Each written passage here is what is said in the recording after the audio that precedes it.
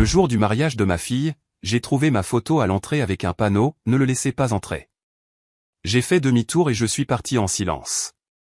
4 heures plus tard, elle a réalisé que son mariage était terminé quand je suis rentré chez moi. Je me tenais devant les portes du lieu de réception que j'avais payé, fixant ma propre photo sous les mots « Ne le laissez pas entrer ». Les invités passaient devant moi en flot continu dans leur tenue de fête, bavardant sur cette belle journée, ignorant que le père était interdit d'entrer au mariage de sa propre fille. Sans un mot, sans faire de scène, j'ai fait demi-tour et j'ai marché jusqu'à ma voiture. Ils voulaient que je parte. Ils allaient découvrir ce que mon absence signifiait vraiment. 4 heures plus tard, mon téléphone a commencé à sonner. À ce moment-là, il était bien trop tard. Avant de continuer, veuillez vous abonner pour rester informé de nos dernières histoires. Le parking du lieu de réception à la campagne était déjà plein. Des voitures élégantes étaient alignées en rangées soignées sous les tilleuls. Je me suis garé et je suis sorti en ajustant ma cravate. Mon cœur battait la chamade comme celui d'un écolier avant un examen. Le jour que nous préparions depuis des mois était enfin arrivé. « Oh, regarde qui est là !» lança une voix familière. Andrew, le collègue de ma fille, se dirigeait vers le parking avec sa femme. Quelque chose d'étrange passa sur leur visage. De la surprise? De l'embarras? Mais ils ont rapidement souri. « Attendez, vous êtes venu finalement » dit la femme d'Andrew, sa voix un peu trop enjouée. « Je pensais qu'Emma avait dit que vous ne vous sentiez pas bien. »« Pas bien, j'ai ri. C'est le jour du mariage de ma fille. Je ne manquerais ça pour rien au monde. » Ils ont échangé à nouveau ce regard, plus long cette fois. « Le père de la mariée est nerveux » demanda Andrew, changeant clairement de sujet. Absolument terrifié, admis-je avec un petit rire, passant la main dans mes cheveux. 5000 rien que pour les fleurs, et j'ai encore peur de trébucher en la conduisant à l'hôtel. Ah oui. Les fleurs, murmura sa femme. Eh bien, vous êtes superbe. J'ai aperçu ma belle-sœur près de l'entrée, élégante en bleu marine, consultant son téléphone. Quand elle a levé les yeux et m'a vu, son expression s'est figée un instant avant qu'elle ne me fasse un signe de la main. Quelque chose n'allait pas, mais le trac du mariage rend tout le monde un peu bizarre, n'est-ce pas? Je devrais y aller, dis-je à Andrew. Je dois vérifier si le groupe est bien installé. Vous savez comment sont les musiciens? Bien sûr. Évidemment, hocha-t-il rapidement la tête. On se voit à l'intérieur. Je me suis dirigé vers l'entrée principale, mon esprit parcourant la liste de contrôle. Fleurs, vérifié. Groupe, espérons-le, vérifié. Le photographe devrait être en train de s'installer. L'acompte du traiteur que j'avais versé la semaine dernière avait intérêt à nous avoir garanti ces amuse-gueules au crabe. Emma les avait spécifiquement demandés. Le lieu était magnifique, exactement ce dont Emma avait rêvé. Des drapés blancs partout, des guirlandes lumineuses tendues entre des chênes centenaires, une piste de danse qui avait coûté plus cher que ma première voiture. Chaque détail parfait, chaque dépense justifiée. C'était le jour de ma petite fille. L'agent de sécurité s'est avancé alors que j'approchais de la porte menant à la zone de la cérémonie. « Excusez-moi, monsieur. Puis-je voir votre invitation ?»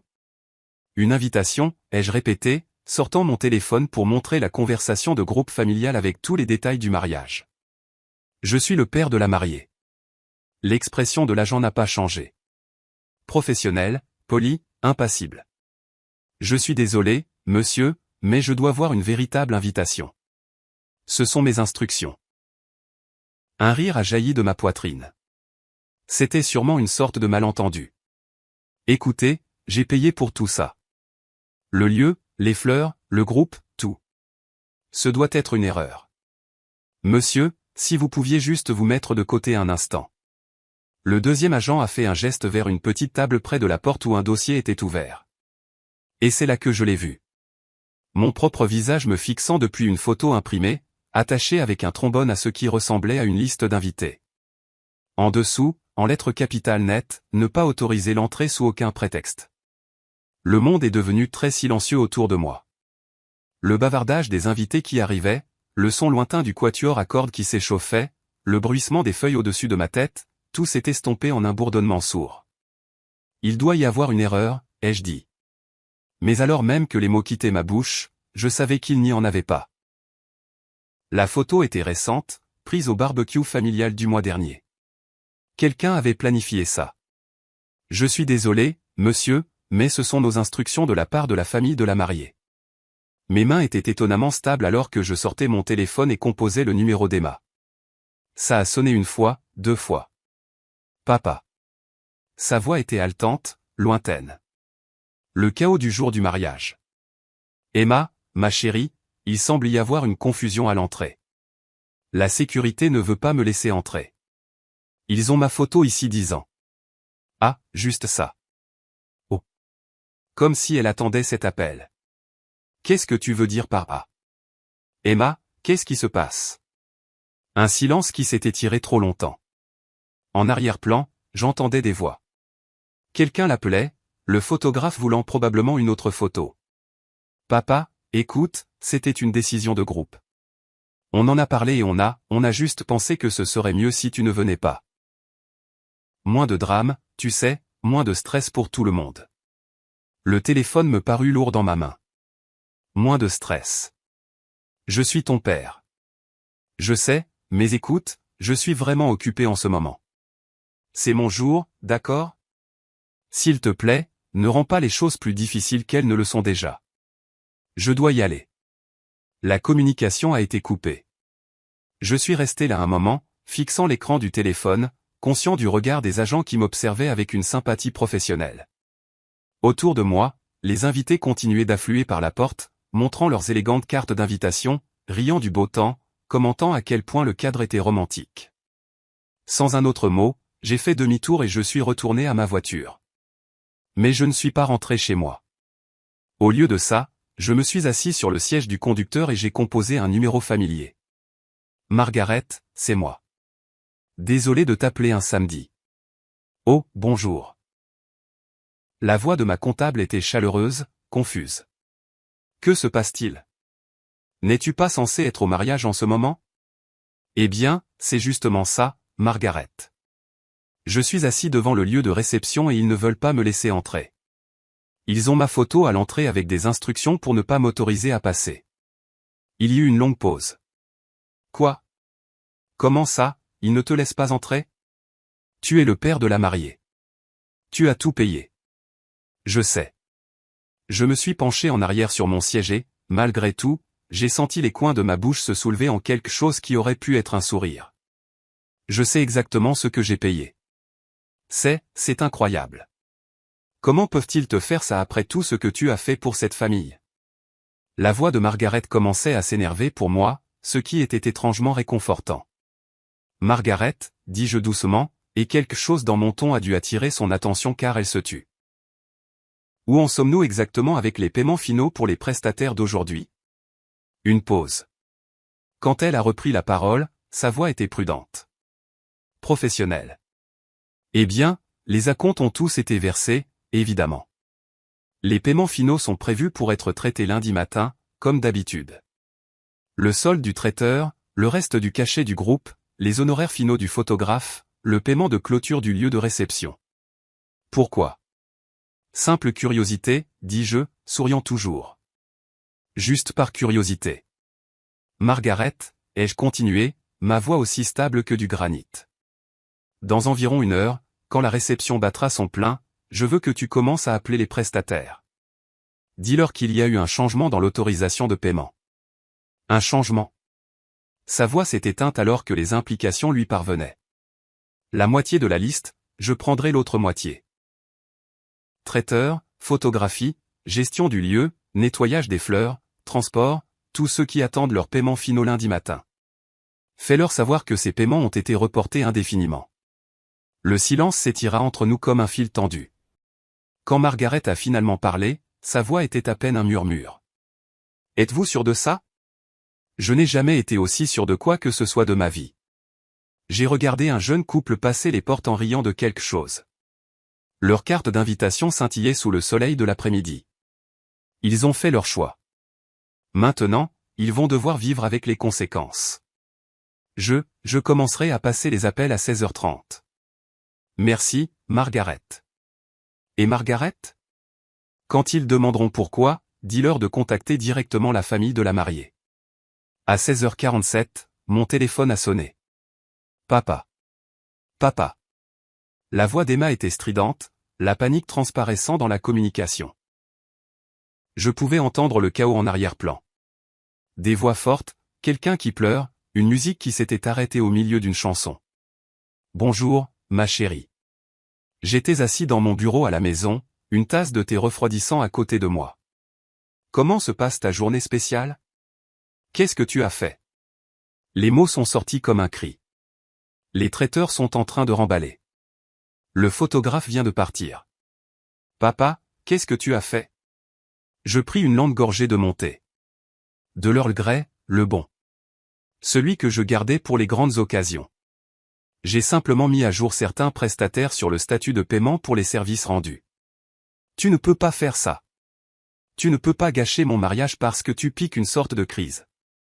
Une crise. Le mot flottait dans l'air entre nous comme de la fumée. J'ai senti quelque chose de froid et de précis s'installer dans ma poitrine. Pas de la colère, pas de la peine, mais quelque chose de bien plus dangereux. La clarté. Emma, dis-je doucement. Il y a 3 heures, tu m'as dit que c'était une décision de groupe, que ce serait moins stressant si je n'étais pas là. Je m'assure simplement que vos niveaux de stress restent gérables. C'est insensé. Tu te comportes comme un enfant. Tout le monde nous regarde. Les gens partent. Les gens partent, interrompis-je, sincèrement curieux. Comme c'est intéressant. Je me demande pourquoi ils font ça. Parce que. Elle sanglotait maintenant, de grands sanglots haletants qui rendaient ces mots presque inintelligibles. Parce que tu détruis tout. C'était censé être parfait. C'était parfait, ma chérie. Chaque détail planifié, chaque dépense couverte, jusqu'à ce que vous décidiez que je ne devais pas être là pour le voir. La ligne est devenue silencieuse, à l'exception de sa respiration saccadée. Quand elle a repris la parole, sa voix avait changé. Plus dure, plus calculatrice. Très bien. Très bien. Qu'est-ce que tu veux? De l'argent? C'est de ça qu'il s'agit? Tu veux qu'on te rembourse? Il ne s'agit pas d'argent, Emma. Alors quoi? Qu'est-ce que tu veux? Je posai ma tasse de thé avec un soin délibéré. Je veux que tu expliques à tes invités pourquoi le père de la mariée ne te conduit pas à l'hôtel. Je veux que tu leur parles de la photo à l'entrée. Je veux que tu assumes ton choix. Le téléphone est devenu silencieux. 23 minutes plus tard, il a sonné de nouveau. Cette fois, c'était mon ex-femme. Mais qu'est-ce qui ne va pas chez toi? La voix de Sandra était venimeuse, chaque mot assez tranchant pour couper du verre. As-tu la moindre idée de ce que tu as fait? Bonjour, Sandra. J'espère que tu profites de la réception. N'ose pas prendre ce ton avec moi. Il y a 300 personnes ici qui regardent cette famille s'effondrer. Et tout ça parce que tu n'as pas supporté de ne pas être invité. Je me suis penché en arrière dans mon fauteuil, regardant les nuages dériver dans le ciel par la fenêtre de mon bureau. Pas invité. C'est comme ça qu'on appelle ça? Oui. Pas invité. Parce que personne ne voulait de toi ici. Parce que tu ramènes tout à toi, parce que tu es toxique et manipulateur et j'ai payé pour tout l'événement. Et alors? Ça ne te donne pas le droit de le prendre en otage. J'ai presque ri. En otage? Sandra, je ne prends rien en otage. J'exerce simplement mon droit de retirer mon soutien financier à des personnes qui ont clairement fait savoir que je n'étais pas le bienvenu. C'est le jour d'Emma, son unique jour parfait, et tu le détruis. Non, dis-je, et ma voix était douce comme la neige qui tombe. Vous l'avez détruit au moment où vous avez mis ma photo sur cette liste de sécurité. Je m'assure juste que tout le monde comprenne ce que ce choix signifiait vraiment. Elle pleurait maintenant. De grands sanglots théâtraux que je me rappelais de notre mariage. Tu es malade. Tu es vraiment malade. Quel genre de père fait ça à sa propre fille? Le genre qui en a assez d'être traité comme un portefeuille sur pattes. Tu vas regretter ça. Tout le monde va savoir qui tu es vraiment maintenant. Tout le monde va voir. Tout le monde va voir quoi, Sandra? Que j'ai du respect pour moi-même? Que je ne tolérerai pas d'être humilié par ma propre famille. Ils vont voir que tu es mesquin et vindicatif. Et je lui ai raccroché au nez en plein milieu de sa phrase. Le 3e appel venait de Marcus, le chef du groupe. Sa voix était tendue d'une inquiétude professionnelle. Monsieur, on nous a dit qu'il pourrait y avoir des problèmes de paiement. Nous sommes censés jouer jusqu'à minuit, mais... Marcus, interrompis-je doucement. Vous amusez-vous bien au mariage? Monsieur, je... Quoi? Question simple. Vous amusez-vous? La famille vous traite-t-elle bien? Il y eut une pause. Eh bien, pour être honnête, monsieur, c'est un peu chaotique. La mariée n'arrête pas de pleurer. Il y a une sorte de drame familial. Et franchement, l'atmosphère est toxique. Je ne dirais pas toxique, mais tendue. Très tendue. Marcus, je veux que vous remballiez votre matériel et que vous partiez tout de suite. Mais monsieur, le contrat. Le contrat est annulé. Il n'y aura pas de paiement, et je ne veux pas que vous et vos musiciens soyez soumis à ce qui se passe là-bas. Ce n'est pas votre faute. Vous êtes sûr? J'en suis sûr. Prenez votre équipement et rentrez chez vous, auprès de vos familles.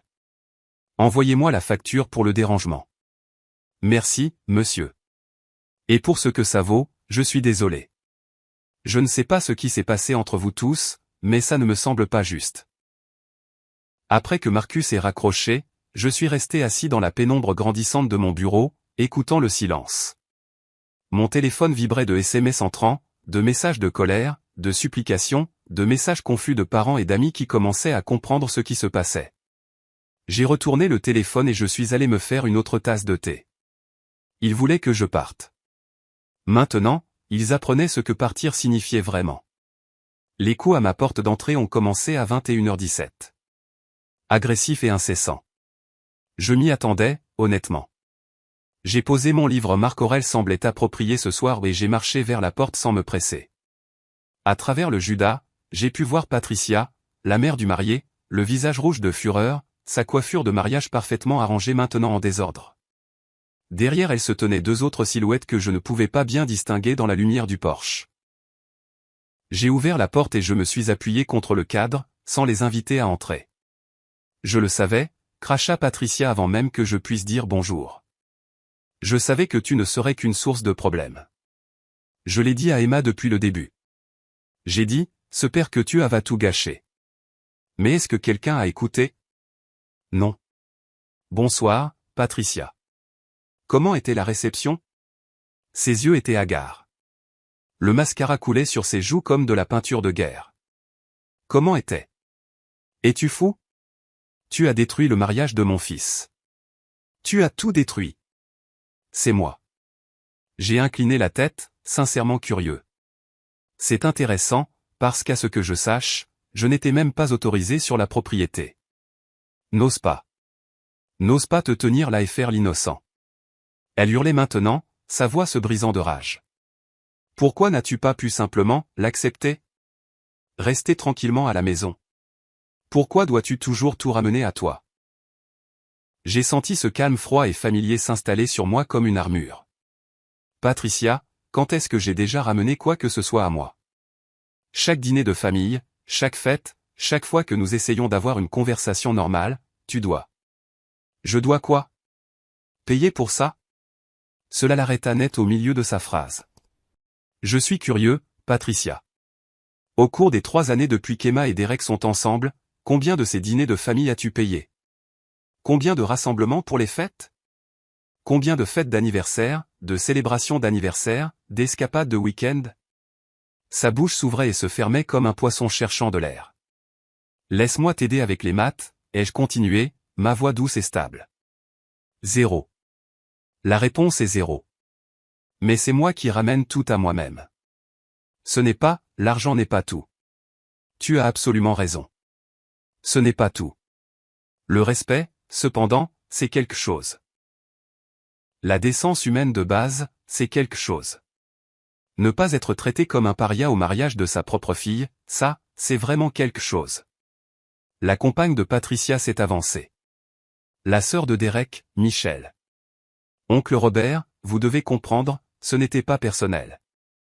Emma essayait juste d'éviter les drames. Les drames?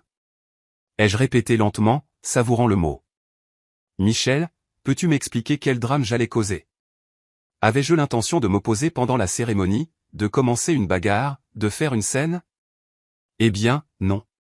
Mais... Donc le drame que vous évitiez, c'était quoi? Ma présence? La vue de moi conduisant ma fille à l'hôtel? Le risque que quelqu'un se souvienne qui a réellement rendu ce mariage possible? Patricia retrouva sa voix, vicieuse et tremblante. Tu penses que l'argent te donne le droit de tout contrôler? Tu penses que parce que tu paies pour des choses, tu possèdes les gens? Quelque chose de chaud et de vif a brillé derrière mes yeux, mais j'ai gardé ma voix égale. Patricia, je veux que tu réfléchisses très attentivement à ce que tu viens de dire. Je veux que tu te souviennes de la dernière fois que j'ai demandé quelque chose à Emma. La dernière fois que j'ai exigé qu'elle fasse quelque chose parce que j'avais payé pour ça. La dernière fois que j'ai utilisé l'argent comme moyen de pression sur qui que ce soit dans cette famille. Silence. Tu réfléchis encore? Laisse-moi t'aider. La réponse est jamais. Mais aujourd'hui, quand votre famille a décidé que je n'étais pas le bienvenu à un événement que j'ai financé, qu'est-ce que vous pensiez qu'il se passerait, exactement? Imaginiez-vous que j'allais simplement sourire et continuer à payer? Pensiez-vous que j'enverrais mes vœux dans un chèque? Tu détruis leur vie. A crié Patricia. Ils reçoivent des appels de créanciers. Le lieu de réception menace de poursuivre en justice. Tu les ruines. Je ne ruine personne, dis-je doucement. Je cesse simplement de cautionner des gens qui me traitent comme un déchet. Il y a une différence. Michel pleurait maintenant. Des larmes silencieuses qui la faisaient paraître plus jeune. Mais il vous aime. Emma vous aime. Elle avait juste peur. Peur de quoi? Peur que vous soyez déçus. Peur que vous jugiez leur choix. Peur que vous essayiez de prendre le contrôle comme vous le faites toujours. Elle s'est reprise, mais trop tard. Comme je le fais toujours quoi, Michel? Rien. Je ne voulais pas. Non. S'il te plaît, termine ta pensée. Comme je prends toujours le contrôle. C'est ça que payer pour tes frais de scolarité était. Prendre le contrôle? Et quand j'ai co-signé le prêt auto de Derek quand aucune banque ne voulait de lui? Prendre le contrôle? Quand je vous ai donné à tous la compte pour la maison. C'était prendre le contrôle, aussi? Le porche est tombé silencieux, à l'exception de la respiration saccadée de Patricia. Vous voulez savoir à quoi ressemble prendre le contrôle? Ai-je continué? Prendre le contrôle, c'est prendre des décisions sur qui peut ou ne peut pas assister à un mariage sans consulter la personne qui l'a rendu financièrement possible. Prendre le contrôle, c'est mettre la photo de quelqu'un sur une liste noire de sécurité. Prendre le contrôle, c'est s'attendre à une générosité continue de la part de quelqu'un que vous venez d'humilier publiquement. Je reculai et commençai à fermer la porte. Attendez. Patricia s'est élancée vers l'avant. Attendez, s'il vous plaît. On peut arranger ça. On peut trouver une solution. Ne laissez pas l'orgueil détruire cette famille. Je m'arrêtai, la regardant à travers l'entrebâillement de la porte. Patricia, mon orgueil n'est pas ce qui détruit cette famille. Mon orgueil est la seule chose qu'il me reste. La porte se referma avec un déclic final. Je me suis réveillé le dimanche matin avec 17 appels manqués et 43 SMS non lus. Mais c'est la notification Facebook qui m'a fait attraper mon café en premier. Emma avait publié à 4h07 du matin. J'ai le cœur brisé de partager que ce qui aurait dû être le plus beau jour de ma vie a été détruit par quelqu'un qui était censé m'aimer et me soutenir. Quand on ne supporte pas de ne pas être le centre de l'attention pour une seule journée, quand on est prêt à saboter le mariage de sa propre fille par dépit, je n'ai même pas les mots. Les prestataires sont partis, la réception s'est terminée plus tôt, et tout ça parce qu'une personne n'a pas supporté qu'on lui demande de respecter des limites. Je suis dévasté, mais je suis aussi libre. Libre de la manipulation, libre du chantage affectif, libre de l'amour conditionnel. À tous ceux qui sont restés et nous ont aidés à sauver ce que nous pouvions de la soirée, merci. Vous m'avez montré ce qu'est une vraie famille. La publication avait 247 j'aime et 89 commentaires. Je les ai parcourus en sirotant mon café, regardant le récit prendre forme en temps réel. OMG, Emma, je suis tellement désolé. Certaines personnes sont juste toxiques. Tu es mieux sans ce genre de négativité dans ta vie. Quel genre de père fait ça à sa propre fille? Prière pour toi, ma chérie. Les narcissiques ne supportent pas de ne pas être le centre de l'attention. Mais ensuite, plus bas dans les commentaires. Attends, ton père n'a pas payé pour tout le mariage? Pourquoi n'était-il pas invité? Ça n'a pas de sens. S'il était si terrible, pourquoi as-tu pris son argent? Il y a certainement plus à cette histoire. Et de ma sœur, Claire. Que Dieu la bénisse. Emma, je t'aime, mais ce n'est pas toute la vérité. Ton père mérite mieux que ça. J'ai posé mon téléphone et je me suis préparé un vrai petit déjeuner. Des œufs bénédicts, quelque chose que j'avais appris à faire pendant mon mariage et perfectionné pendant mon divorce. En préparant la sauce hollandaise, j'ai pensé au récit, à la perception, aux histoires que nous nous racontons et à celles que les autres racontent sur nous. À midi, 3 autres membres de la famille avaient appelé, voulant ma version de l'histoire. Le soir, la publication Facebook avait 2 fois plus de commentaires, et le vent commençait à tourner. La vérité a une façon de faire surface, avais-je découvert. Il faut juste de la patience. Et la patience, il se trouve, est quelque chose que j'ai eu beaucoup de temps pour pratiquer. Mardi matin, j'étais en tendance sur le Twitter local. #WeddingDrama était le hashtag de choix. Et apparemment, j'étais le méchant de la semaine. La blogueuse lifestyle locale, Jennifer Matthews, avait repris l'histoire d'Emma et l'avait diffusée. Son article, Quand l'amour familial vient avec des conditions, le jour de mariage déchirant d'une mariée, était devenu viral dans notre petite ville. La section des commentaires était un champ de bataille. Ce père est clairement un narcissique qui gâche le mariage de sa propre fille. Imaginez être si arrogant que vous pensez que payer pour quelque chose signifie que vous possédez les gens. Emma est si courageuse de partager ça. L'abus financier est réel. J'espère qu'elle coupera complètement les ponts avec lui. Les parents toxiques ne changent pas. Je les ai tous lus, en sirotant mon café du matin, en prenant des notes. Le récit se cristallisait exactement comme je m'y attendais. Emma était la victime. J'étais le monstre. Et tout le monde avait une opinion. Mais enfouies dans les commentaires, il y avait des questions, petites, mais persistantes. S'il était si terrible, pourquoi l'a-t-elle laissé tout payer? Quelque chose ne colle pas ici. Mon père a payé pour mon mariage et il a eu la place d'honneur. Ça semble extrême. Dans l'après-midi, la chaîne de télévision Channel 7 avait appelé. Un drame de mariage local devient viral et était apparemment assez digne d'intérêt pour le journal de 17h. J'ai poliment décliné leur demande d'interview, mais j'ai pris une note mentale. L'histoire se propageait au-delà des réseaux sociaux. Emma, cependant, n'avait aucune de ses réserves quant à la publicité.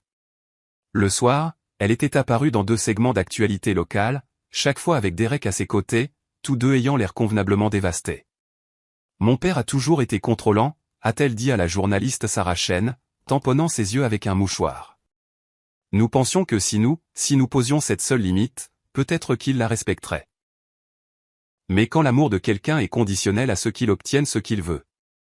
Derek hocha solennellement la tête à côté d'elle, son bras protecteur autour de ses épaules. Nous essayons juste de commencer notre mariage sans influence toxique. Emma mérite mieux que la manipulation émotionnelle. J'ai éteint la télévision et j'ai pris mon téléphone. Il était temps de passer quelques appels moi-même. Le premier appel fut pour mon avocat, Michael Harrison. J'ai suivi la couverture médiatique, a dit Michael avant que je puisse parler. Situation intéressante. Intéressante est un mot pour ça. Michael, j'ai besoin que tu fasses des recherches. Dossier financier, demande de crédit, tout ce qui pourrait éclairer les récentes activités financières du jeune couple. Que cherchez-vous exactement? Je veux savoir s'il y a une raison, au-delà de la simple cruauté, pour laquelle il voulait m'écarter. Quelque chose me dit qu'il y a plus à cette histoire. Je vais voir ce que je peux trouver. En attendant, avez-vous envisagé de répondre publiquement? Pas encore. Laissons-les d'abord creuser leur propre trou un peu plus profondément. Le deuxième appel fut pour Marcus, le chef d'orchestre, qui avait remballé plus tôt samedi soir. Monsieur, j'espère que vous ne m'en voudrez pas de le dire, mais toute cette histoire me tracasse depuis une semaine, a dit Marcus. Je suis dans ce métier depuis 12 ans, et je n'ai jamais rien vu de tel que ce qui s'est passé à ce mariage. Qu'est-ce que vous voulez dire? La façon dont il parlait de vous après votre départ, les choses qu'il disait, ça ne correspondait pas à la façon dont il vous traitait avant. Je me souviens des réunions de planification. Vous étiez respectueux, généreux, facile à vivre. Mais samedi soir, après le début du chaos, il vous dépeignait comme une sorte de monstre. Que disait-il exactement? La belle-mère de la mariée, cette femme Patricia, disait à tout le monde que vous les menaciez depuis des semaines, que vous aviez exigé de contrôler chaque détail du mariage, que vous aviez abusé émotionnellement de la mariée. Mais monsieur, j'ai vu les documents de planification. Votre nom était partout en tant que contact et source de paiement, mais toutes les décisions étaient signées par la mariée et le marié. Ma prise sur le téléphone se resserra. Marcus, seriez-vous prêt à faire une déclaration sur ce que vous avez observé si j'en ai besoin? Oui, monsieur. Ce qui vous est arrivé n'était pas juste. Mercredi a apporté plus de couverture médiatique et un appel surprise de la sœur de mon ex-femme, Linda. Robert, je dois te dire quelque chose. La voix de Linda était tremblante, nerveuse. À propos de ce qui s'est vraiment passé avant le mariage. J'ai posé mon journal. Je t'écoute. J'étais chez Sandra mardi dernier. Emma et Derek étaient là, avec Patricia et son mari. Ils planifiaient quelque chose. Ils planifiaient quoi? Ils avaient des documents de prêt, Robert. Derek a été approuvé pour un prêt commercial important. Quelque chose à propos de la création d'une société de conseil. Mais la banque voulait une garantie supplémentaire ou un co-signataire avec des actifs substantiels. Les pièces du puzzle ont commencé à s'emboîter dans mon esprit comme les gorges d'une serrure. Il comptait sur toi pour co-signer après t'avoir laissé revenir, a poursuivi Linda, sa voix se raffermissant alors qu'elle trouvait son courage. Robert, ils n'ont jamais eu l'intention de te tenir à l'écart en permanence. C'était de la manipulation psychologique. Qu'est-ce que tu veux dire? Patricia n'arrêtait pas d'expliquer la stratégie. Elle disait que c'était de la psychologie parfaite. Te faire sentir rejeté et coupable d'abord. Puis, quand tu reviendrais en rampant pour t'excuser, tu accepterais n'importe quoi pour prouver ton amour pour Emma. Il sera si désespéré de retrouver les bonnes grâces d'Emma, disait-elle sans cesse. Il signera tout ce qu'on lui mettra sous le nez. C'est pour l'avenir de sa fille, après tout. Le silence s'est étiré entre nous alors que l'image complète se cristallisait dans mon esprit. Il s'attendait à ce que je supplie. Il s'attendait à ce que tu craques. Emma n'arrêtait pas de dire que tu cèdes toujours quand elle pleure. Que tu ne supportes pas d'être exclu de sa vie. Il pensait que quelques jours de toi appelant et plaidant seraient suffisants. Ensuite, Derek convaincrait gracieusement Emma de te pardonner. Tu serais si reconnaissant d'être de retour dans la famille que la co-signature du prêt semblerait un petit prix à payer. Et le plan de secours, l'affaire de la procuration, ce n'était que si tu ne craquais pas assez vite. Patricia a dit qu'il te donnerait 2 semaines maximum avant de passer à des mesures d'intervention plus sérieuses. La pièce est devenue très silencieuse autour de moi. Dehors, j'entendais des enfants jouer dans le parc de l'autre côté de la rue, leur rire vif et innocent dans l'air d'automne. Linda, pourquoi me dis-tu ça maintenant? Parce que ce qu'ils t'ont fait au mariage, ce n'était pas pour protéger Emma d'un drame. C'était pour éliminer les témoins. Ils ne voulaient pas de toi là-bas parce qu'ils ne voulaient personne qui pourrait plus tard remettre en question leur histoire. Leur histoire sur ton état mental, sur ton incapacité à prendre des décisions financières saines, sur le besoin d'une intervention familiale. Sa voix est tombée à un murmure. Robert, il prévoyait de te faire déclarer inapte. Ce soir-là, je me suis assis à mon ordinateur et j'ai ouvert un nouveau document. Si Emma voulait contrôler le récit, il était temps qu'elle apprenne à quoi ressemblait une vraie histoire. J'ai commencé à taper une lettre ouverte à ma communauté. Mon nom est Robert Henderson, et je suis le père qui a gâché le mariage de sa fille. Vous avez entendu la version des faits d'Emma et vous avez tiré vos conclusions. Je ne vous en veux pas. Son histoire est convaincante, et elle la raconte bien. Mais il y a des choses que vous n'avez pas entendues, des documents que vous n'avez pas vus, et des questions qui méritent des réponses. Premièrement, laissez-moi partager quelques faits. Au cours des 3 dernières années, j'ai contribué à hauteur d'environ 127 000 $ au style de vie de ma fille et de mon gendre. Cela inclut non seulement le mariage de 43 000 $, mais aussi la compte sur leur maison, 35 000 $, la co-signature du prêt auto de Derek, 28 000 $, les paiements des prêts étudiants d'Emma, 15 000 $, et de nombreux prêts plus petits qui n'ont jamais été remboursés. Je mentionne ces chiffres non pas pour leur faire honte, mais pour établir un contexte. Ce n'était pas le comportement d'un père contrôlant et manipulateur. C'était de l'amour. Généreux, peut-être insensé, mais indéniablement de l'amour. Maintenant, laissez-moi vous parler du samedi 14 octobre. De mon point de vue. J'ai écrit pendant 3 heures, exposant chaque détail avec une précision chirurgicale. La photo à l'entrée, les appels aux prestataires, les vraies raisons derrière leur décision de m'exclure, et enfin, ce que Linda m'avait dit sur les prêts et le plan de procuration. Quand j'ai eu fini, je l'ai relu 2 fois, vérifiant les faits, tempérant les émotions, m'assurant que chaque mot était défendable. Ensuite, je l'ai publié sur Facebook, j'ai envoyé des copies aux médias locaux, et je l'ai envoyé par email directement à Jennifer Matthews, la blogueuse qui avait lancé tout ce cirque médiatique. Le matin, #WeddingDrama avait pris un ton très différent. La vérité, comme je l'avais appris il y a longtemps, ne gagne pas toujours immédiatement, mais elle a une façon de faire surface quand on est assez patient pour la laisser faire.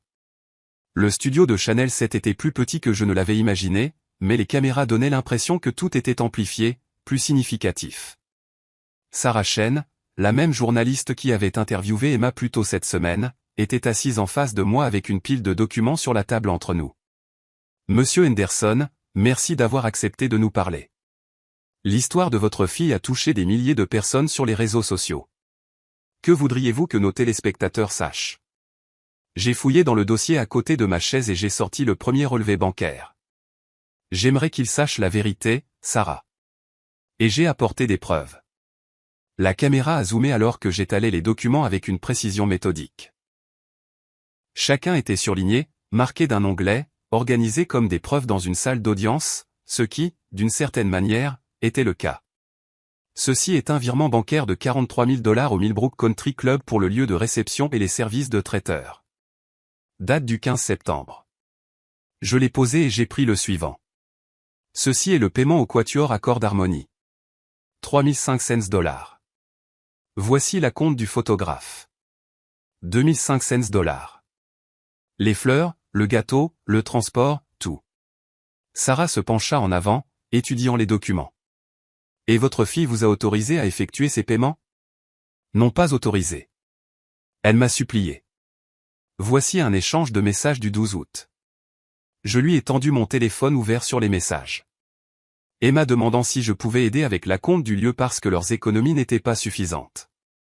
En voici un autre du 20 août. Derek demandant pour le paiement du groupe parce qu'ils étaient un peu à court ce mois-ci. La journaliste a lu les messages, son masque professionnel se fissurant légèrement. Monsieur Henderson, dans les déclarations publiques de votre fille, elle vous dépeint comme contrôlant et manipulateur.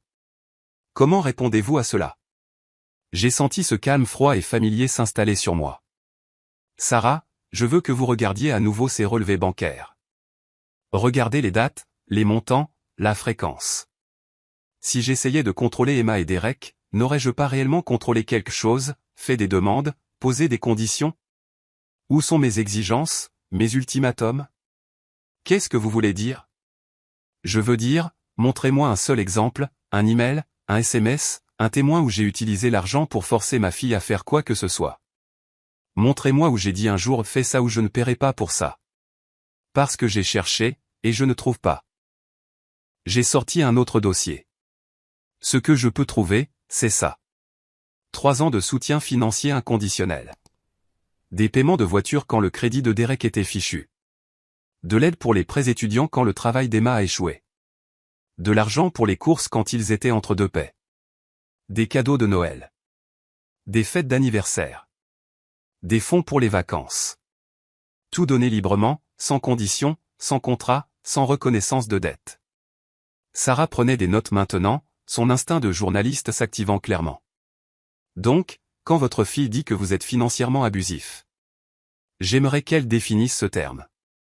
Parce que de mon point de vue, l'abus financier consisterait à menacer de couper les vivres à quelqu'un à moins qu'il ne se plie à vos exigences. Ce serait de faire planer la menace de l'argent au-dessus de leur tête pour contrôler leur comportement. Ce que j'ai fait, c'est le contraire. J'ai donné librement et je n'ai rien demandé en retour. J'ai ouvert le dernier dossier. Sauf, apparemment, un respect humain de base. Les documents de ce dossier étaient différents. Des emails imprimés, des captures d'écran, des relevés téléphoniques. Ce sont des communications entre Emma, Derek et les prestataires du mariage dans les semaines précédant la cérémonie. Vous remarquez quelque chose d'intéressant? Sarah les a étudiés, ses sourcils se haussant. Il modifie les contrats des prestataires sans vous consulter. Il retire mon nom de tout. Les informations de contact, l'autorisation de paiement, même la simple courtoisie de me tenir informé de mes propres engagements financiers. J'ai montré une section surlignée. Ici, Derek dit au photographe de ne pas s'inquiéter d'obtenir l'approbation du père d'Emma pour la liste des photos parce que je ne suis plus vraiment impliqué dans la planification. Mais vous payez toujours pour tout? Chaque centime. Jusqu'au matin du mariage, quand j'ai découvert que je n'étais pas le bienvenu à l'événement que j'avais financé. Sarah a posé les documents et a regardé directement la caméra. Pour nos téléspectateurs qui nous rejoignent, nous parlons avec Robert Henderson, le père qui a été banni du mariage de sa fille samedi dernier.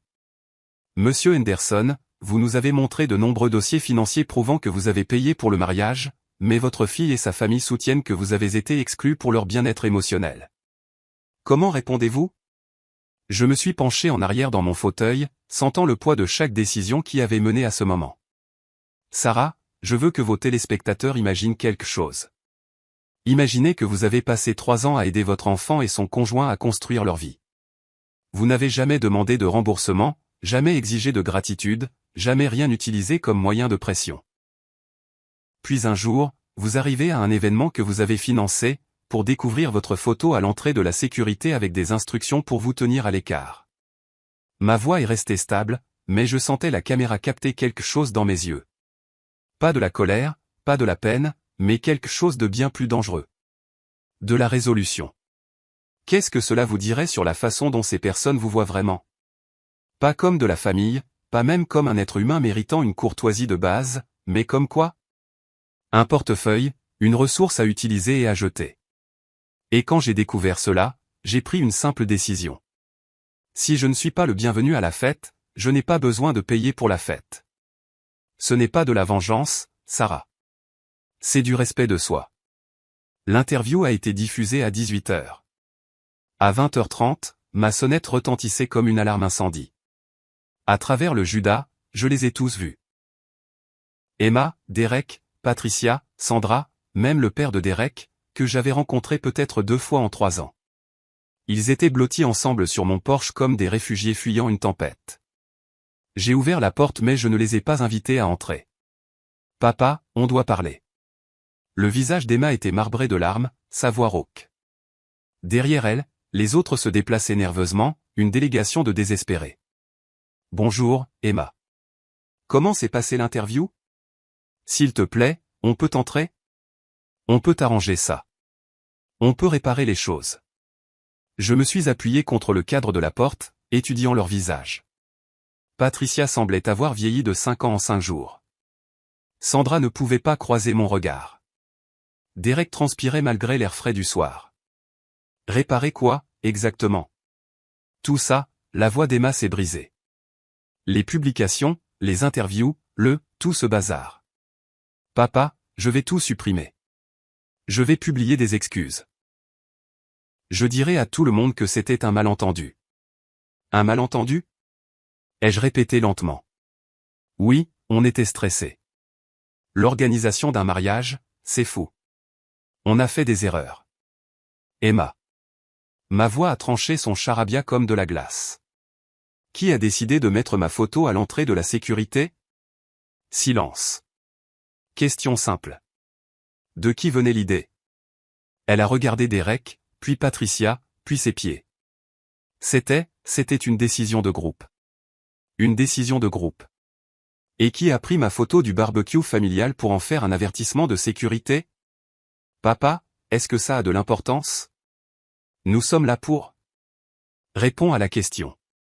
Derek s'est avancé, le visage pâle et déterminé. C'est moi. J'ai pris la photo et je l'ai fait imprimer. J'ai hoché lentement la tête. Merci pour ton honnêteté, Derek. Maintenant, Emma, de qui venait l'idée des demandes de prêt qui nécessitaient ma co-signature? La couleur a quitté son visage. Comment as-tu? De qui venait l'idée? Papa, on peut expliquer ça. On allait tant parler après le mariage, quand tout le monde serait heureux et ému et reconnaissant et malléable. Je les ai regardés chacun leur tour. Vous me vouliez briser d'abord, humilier, désespéré de retrouver vos bonnes grâces. Alors j'aurais signé n'importe quoi, n'est-ce pas? Pour l'avenir de ma fille. Patricia a retrouvé sa voix, tremblante et désespérée.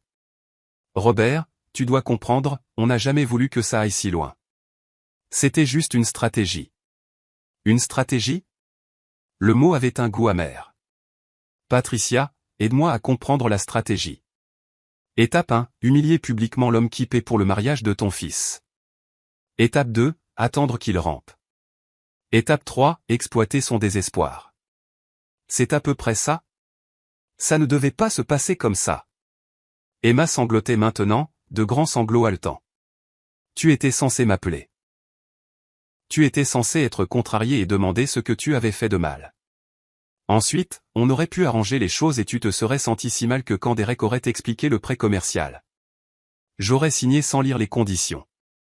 C'est pour notre avenir, pour tes petits-enfants. Papa, l'entreprise de Derek pourrait nous faire vivre pendant des décennies, mais nous avons besoin d'un capital de départ, et les banques veulent des garanties, et tu es le seul qui. Qui quoi, Emma? Qui t'aime assez pour être utilisé? Qui est assez stupide pour signer des documents financiers tout en étant émotionnellement vulnérable? Elle hyperventilait maintenant, s'agrippant au bras de Derek. S'il te plaît, papa. S'il te plaît. On est en train de couler. La banque a retiré la préapprobation quand ils ont vu les nouvelles.